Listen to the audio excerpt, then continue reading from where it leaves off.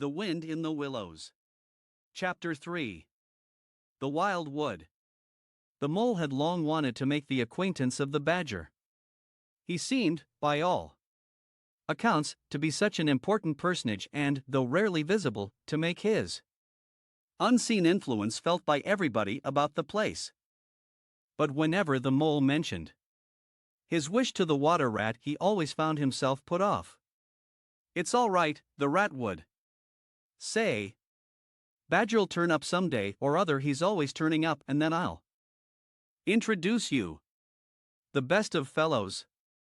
But you must not only take him as you find him, but when you find him. Couldn't you ask him here dinner or something?" said the mole. "He wouldn't come," replied the rat simply. "Badger hates society, and invitations, and dinner, and all that sort of thing." "Well, then, supposing we go and call on him?" suggested the mole. "Oh, I'm sure he wouldn't like that at all," said the rat, quite alarmed. "He's so very shy. He'd be sure to be offended. I've never even ventured to call on him at his own home myself, though I know him so well. Besides, we can't. It's quite out of the question, because he lives in the very middle of the wild wood." "Well, supposing he does," said the mole. "You told me the wild wood was all right. You know." "Oh, I know, so it is," replied the rat evasively. "But I think we won't go there just now. Not just yet. It's a long way. And he wouldn't be at home at this time of year anyhow, and he'll be coming along some day, if you'll wait quietly." The mole had to be content with this. But the badger never came along. And every day brought its amusements, and it was not till summer was long over, and cold and frost and miry ways kept them much indoors, and the swollen river raced past outside their windows with a speed that mocked at boating of any sort or kind, that he found his thoughts dwelling again with much persistence on the solitary gray badger, who lived his own life by himself in his hole in the middle of the wild wood. In the winter time the rat slept a great deal, retiring early and rising late. During his short day he sometimes scribbled poetry or did other small domestic jobs about the house, and, of course, there were always animals dropping in for a chat, and consequently there was a good deal of storytelling and comparing notes on the past summer and all its doings. Such a rich chapter it had been, when one came to look back on it all. With illustrations so numerous and so very highly colored. The pageant of the river bank had marched steadily along, unfolding itself in scene pictures that succeeded each other in stately procession. Purple loosestrife arrived early, shaking luxuriant tangled locks along the edge of the mirror whence its own face laughed back at it. Willow herb, tender and wistful, like a pink sunset cloud, was not slow to follow. Comfrey, the purple hand in hand with the white, crept forth to take its place in the line. And at last one morning the diffident and delaying dogrose stepped delicately on the stage, and one knew, as if string music had announced it in stately chords that strayed into a gavotte, that June at last was here. One member of the company was still awaited, the shepherd boy for the nymphs to woo, the knight for whom the ladies waited at the window, the prince that was to kiss the sleeping summer back to life and love. But when Meadowsweet, debonair and odorous in amber jerkin, moved graciously to his place in the group, then the play was ready to begin. And what a play it had been! Drowsy animals, snug in their holes while wind and rain were battering at their doors, recalled still keen mornings, an hour before sunrise, when the white mist, as yet undispersed, clung closely along the surface of the water, then the shock of the early plunge, the scamper along the bank, and the radiant transformation of earth, air, and water, when suddenly the sun was with them again, and gray was golden color was born and sprang out of the earth once more. They recalled the languorous siesta of hot midday. Deep in green undergrowth, the sun striking through. In tiny golden shafts and spots, the boating and bathing of the afternoon, the rambles. Along dusty lanes and through yellow cornfields. And the long, cool evening at last. When so many threads were gathered up, so many friendships rounded, and so many adventures planned for the morrow. There was plenty to talk about on those short winter days when the animals found themselves round the fire. Still, the mole had a good deal of spare time on his hands, and so one afternoon, when the rat in his armchair before the blaze was alternately dozing and trying over rhymes that wouldn't fit, he formed the resolution to go out by himself and explore the wild wood, and perhaps strike up an acquaintance with Mr. Badger. It was a cold, still afternoon with a hard, steely sky overhead when he slipped out of the warm parlor into the open air. The country lay bare and entirely leafless around him, and he thought that he had never seen so far and so intimately into the insides of things as on that winter day when nature was deep in her annual slumber and seemed to have kicked the clothes off copses, dells, quarries, and all hidden places, which had been mysterious mines for exploration in leafy summer, now exposed themselves and their secrets pathetically, and seemed to ask him to overlook their shabby poverty for a while, till they could riot in rich masquerade as before, and trick and entice him with the old deceptions. It was pitiful in a way, and yet cheering, even exhilarating. He was glad that he liked the country undecorated, hard, and stripped of its finery. He had got down to the bare bones of it, and they were fine and strong and simple. He did not want the warm clover and the play of seeding grasses, the screens of quickset, the billowy drapery of beech and elm seemed best away, and with great cheerfulness of spirit he pushed on towards the wild wood, which lay before him low and threatening, like a black reef in some still southern sea. There was nothing to alarm him at first entry. Twigs crackled under his feet, logs tripped him, funguses on stumps resembled caricatures, and startled him for the moment by their likeness to something familiar and far away, but that was all fun and exciting. It led him on, and he penetrated to where the light was less, and trees crouched nearer and nearer, and holes made ugly mouths at him on either side. Everything was very still now. The dusk advanced on him steadily, rapidly, gathering in behind and before, and the light seemed to be draining away like floodwater. Then the faces began. It was over his shoulder, and indistinctly, that he first thought he saw a face, a little evil, wedge-shaped face, looking out at him from a hole. When he turned and confronted it, the thing had vanished. He quickened his pace, telling himself cheerfully not to begin imagining things, or there would be simply no end to it. He passed another hole, and another, and another. And then yes, no, yes. Certainly a little narrow face, with hard eyes, had flashed up for an instant from a hole, and was gone. He hesitated, braced himself up for an effort, and strode on. Then suddenly, and as if it had been so all the time, every hole, far and near, and there were hundreds of them, seemed to possess its face, coming and going rapidly, all fixing on him glances of malice and hatred, all hard-eyed and evil and sharp. If he could only get away from the holes in the banks, he thought, there would be no more faces. He swung off the path and plunged into the untrodden places of the wood. Then the whistling began. Very faint and shrill it was, and far behind him, when first he heard it, but somehow it made him hurry forward. Then, still very faint and shrill, it sounded far ahead of him, and made him hesitate and want to go back.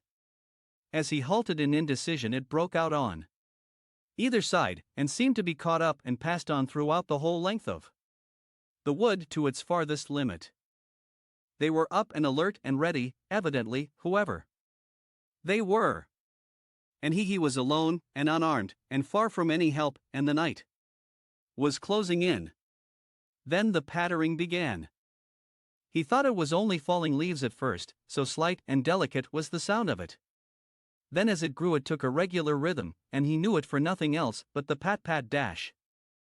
Pat of little feet still a very long way off. Was it in front or behind? It seemed to be. First one, and then the other, then both. It grew and it multiplied, till from every quarter. As he listened anxiously, leaning this way and that, it seemed to be closing in on him. As he stood still to hearken, a rabbit came running hard towards him through the trees. He waited, expecting it to slacken pace, or to swerve from him into a different course. Instead, the animal almost brushed him as it dashed past, his face set and hard, his eyes staring. "Get out of this, you fool, get out," the mole heard him mutter as he swung round a stump and disappeared down a friendly burrow. The pattering increased till it sounded like sudden hail on the dry leaf carpet spread around him. The whole wood seemed running now, running hard, hunting, chasing. Closing in round something or somebody? In panic, he began to run too, aimlessly, he knew not whither. He ran up against things, he fell over things and into things, he darted under things and dodged round things. At last he took refuge in the deep dark hollow of an old beech tree, which offered shelter, concealment, perhaps even safety. But who could tell? Anyhow, he was too tired to run any further, and could only snuggle down into the dry leaves which had drifted into the hollow and hope he was safe for a time. And as he lay there panting and trembling, and listened to the whistlings and the patterings outside, he knew it at last, in all its fullness, that dread thing which other little dwellers in field and hedgerow had encountered here, and known as their darkest moment, that thing which the rat had vainly tried to shield him from, the terror of the wild wood. Meantime the rat, warm and comfortable, dozed by his fireside. His paper of half-finished verses slipped from his knee, his head fell back, his mouth opened, and he wandered by the verdant banks of dream rivers. Then a coal slipped, the fire crackled and sent up a spurt of flame, and he woke with a start. Remembering what he had been engaged upon, he reached down to the floor for his verses, pored over them for a minute, and then looked round for the mole to ask him if he knew a good rhyme for something or other. But the mole was not there. He listened for a time. The house seemed very quiet. Then he called Molly several times, and, receiving no answer, got up and went out into the hall. The mole's cap was missing from its accustomed peg. His galoshes, which always lay by the umbrella stand, were also gone. The rat left the house, and carefully examined the muddy surface of the ground outside, hoping to find the mole's tracks. There they were. Sure enough. The galoshes were new, just bought for the winter, and the pimples on their soles were fresh and sharp. He could see the imprints of them in the mud, running along straight and purposeful, leading direct to the wild wood. The rat looked very grave, and stood in deep thought for a minute or two. Then he re-entered the house, strapped a belt round his waist, shoved a brace of pistols into it, took up a stout cudgel that stood in a corner of the hall, and set off for the wild wood at a smart pace. It was already getting towards dusk when he reached the first fringe of trees and plunged without hesitation into the wood, looking anxiously on either side for any sign of his friend. Here and there wicked little faces popped out of holes, but vanished immediately at sight of the valorous animal. His pistols, and the great ugly cudgel in his grasp, and the whistling and pattering, which he had heard quite plainly on his first entry, died away and ceased, and all was very still. He made his way manfully through the length of the wood, to its furthest edge, then, forsaking all paths, he set himself to traverse it, laboriously working over the whole ground, and all the time calling out cheerfully, "Molly, Molly, Molly! Where are you?" "It's me, it's old rat." He had patiently hunted through the wood for an hour or more, when, at last, to his joy, he heard a little answering cry. Guiding himself by the sound, he made his way through the gathering darkness to the foot of an old beech tree, with a hole in it, and from out of the hole came a feeble voice, saying, "Ratty, is that really you?" The rat crept into the hollow, and there he found the mole, exhausted and still trembling. "Oh, rat," he cried, "I've been so frightened, you can't think." "Oh, I quite understand," said the rat soothingly. "You shouldn't really have gone and done it, mole. I did my best to keep you from it. We river bankers, we hardly ever come here by ourselves. If we have to come, we come in couples, at least, then we're generally all right. Besides, there are 100 things one has to know, which we understand all about and you don't. As yet. I mean passwords, and signs, and sayings which have power and effect, and plants you carry in your pocket, and verses you repeat, and dodges and tricks you practice, all simple enough when you know them, but they've got to be known if you're small, or you'll find yourself in trouble. Of course, if you were badger or otter, it would be quite another matter. Surely the brave Mr. Toad wouldn't mind coming here by himself. Would he?" inquired the mole. "Old Toad," said the rat, laughing heartily. "He wouldn't show his face here alone. Not for a whole hatful of golden guineas, Toad wouldn't." The mole was greatly cheered by the sound of the rat's careless laughter, as well as by the sight of his stick and his gleaming pistols, and he stopped shivering and began to feel bolder and more himself again. "Now then," said the rat presently, "we really must pull ourselves together and make a start for home while there's still a little light left. It will never do to spend the night here, you understand. Too cold, for one thing." "Dear Ratty," said the poor mole, "I'm dreadfully sorry, but I'm simply dead beat, and that's a solid fact. You must let me rest here a while longer, and get my strength back, if I'm to get home at all." "Oh, all right," said the good-natured rat, "rest away. It's pretty nearly pitch dark now, anyhow, and there ought to be a bit of a moon later." So the mole got well into the dry leaves, and stretched himself out, and presently dropped off into sleep, though of a broken and troubled sort, while the rat covered himself up, too, as best he might, for warmth, and lay patiently waiting, with a pistol in his paw. When at last the mole woke up, much refreshed and in his usual spirits, the rat said, "Now then, I'll just take a look outside and see if everything's quiet, and then we really must be off." He went to the entrance of their retreat and put his head out. Then the mole heard him saying quietly to himself, "Hullo! Hullo! Here is a go." "What's up, Ratty?" asked the mole. "Snow is up," replied the rat briefly, "or rather, down. It's snowing hard." The mole came and crouched beside him, and, looking out, saw the wood that had been so dreadful to him in quite a changed aspect. Holes, hollows, pools, pitfalls, and other black menaces to the wayfarer were vanishing fast, and a gleaming carpet of faerie was springing up everywhere, that looked too delicate to be trodden upon by rough feet. A fine powder filled the air and caressed the cheek with a tingle in its touch, and the black holes of the trees showed up in a light that seemed to come from below. "Well, well, it can't be helped," said the rat, after pondering. "We must make a start and take our chance, I suppose. The worst of it is, I don't exactly know where we are. And now the snow makes everything look so very different." It did indeed. The mole would not have known that it was the same wood. However, they set out bravely, and took the line that seemed most promising, holding on to each other and pretending with invincible cheerfulness that they recognized an old friend in every fresh tree that grimly and silently greeted them, or saw openings, gaps, or paths with a familiar turn in them, in the monotony of white space and black tree trunks that refused to vary.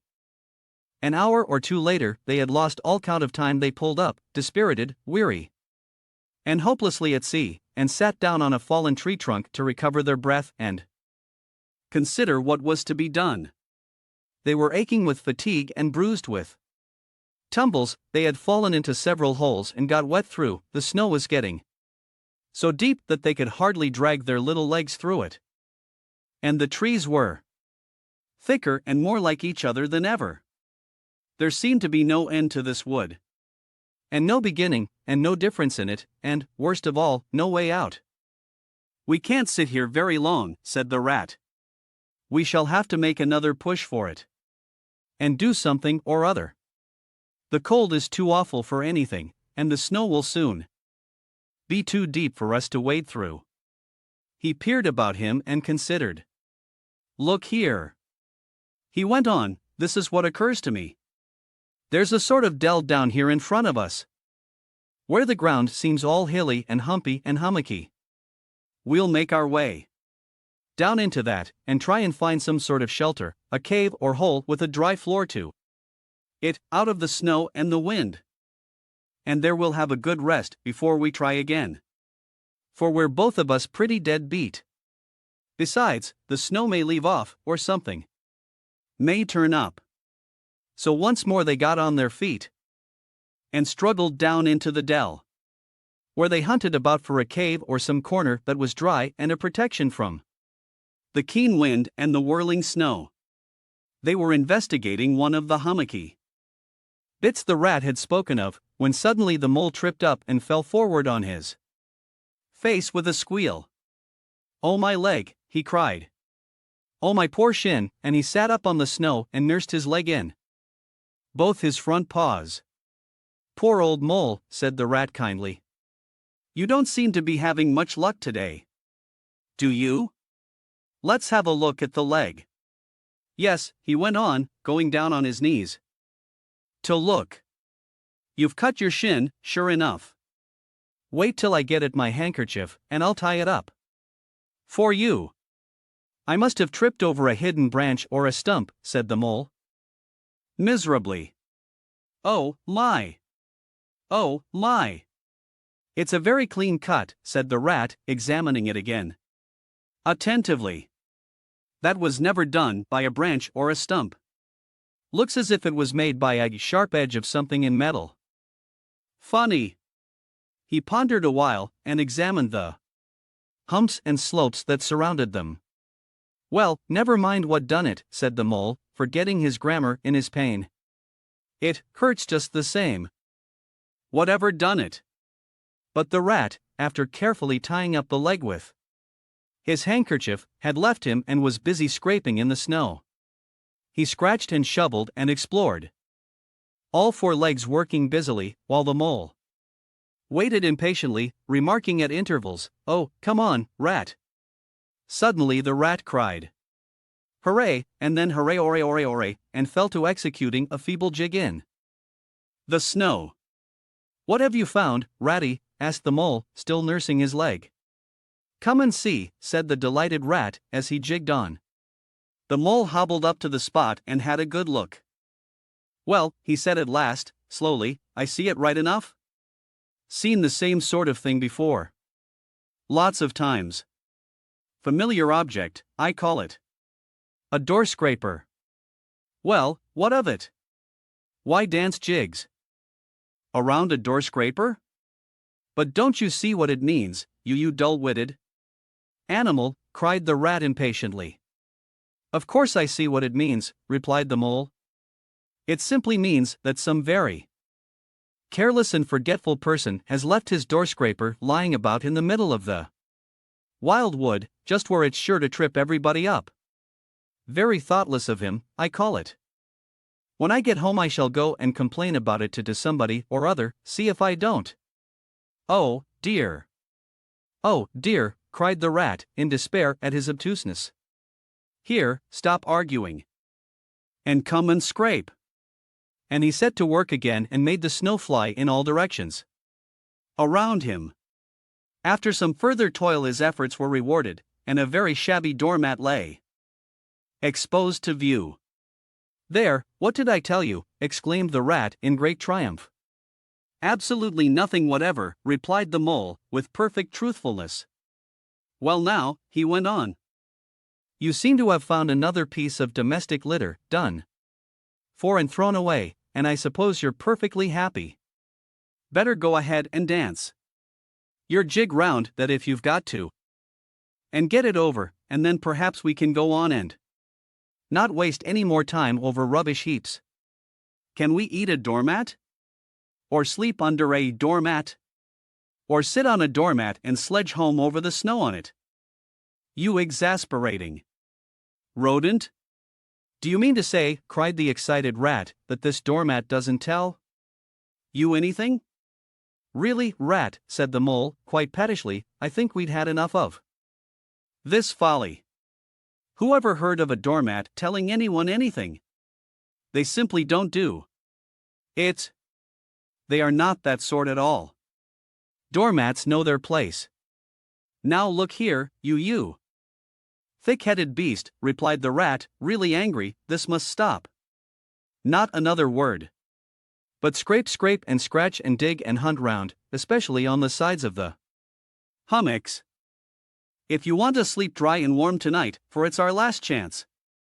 The rat attacked a snowbank beside them with ardor, probing with his cudgel everywhere and then digging with fury. And the mole scraped busily too, more to oblige the rat than for any other reason, for his opinion was that his friend was getting light-headed. Some 10 minutes hard work, and the point of the rat's cudgel struck something that sounded hollow. He worked till he could get a paw through and feel, then called the mole to come and help him. Hard at it went the two animals, till at last the result of their labors stood full in view of the astonished and hitherto incredulous mole. In the side of what had seemed to be a snowbank stood a solid-looking little door, painted a dark green. An iron bell pull hung by the side, and below it, on a small brass plate, neatly engraved in square capital letters, they could read by the aid of moonlight, Mr. Badger. The mole fell backwards on the snow from sheer surprise and delight. Rat, he cried in penitence, you're a wonder. A real wonder, that's what you are. I see it all now. You argued it out, step by step, in that wise head of yours, from the very moment that I fell and cut my shin, and you looked at the cut, and at once your majestic mind said to itself, door scraper. And then you turned to and found the very door scraper that done it. Did you stop there? No. Some people would have been quite satisfied, but not you. Your intellect went on working. Let me only just find a doormat, says you to yourself, and my theory is proved. And of course you found your doormat. You're so clever, I believe you could find anything you liked. Now, says you, that door exists, as plain as if I saw it. There's nothing else remains to be done but to find it. Well, I've read about that sort of thing in books, but I've never come across it before in real life. You ought to go where you'll be properly appreciated. You're simply wasted here among us fellows. If I only had your head, ratty dash. But as you haven't, interrupted the rat rather unkindly, I suppose you're going to sit on the snow all night and talk? Get up at once and hang on to that bell pull you see there, and ring hard as you can, while I hammer. While the rat attacked the door with his stick, the mole sprang up at the bell pull, clutched it and swung there, both feet well off the ground, and from quite a long way off they could faintly hear a deep-toned bell respond.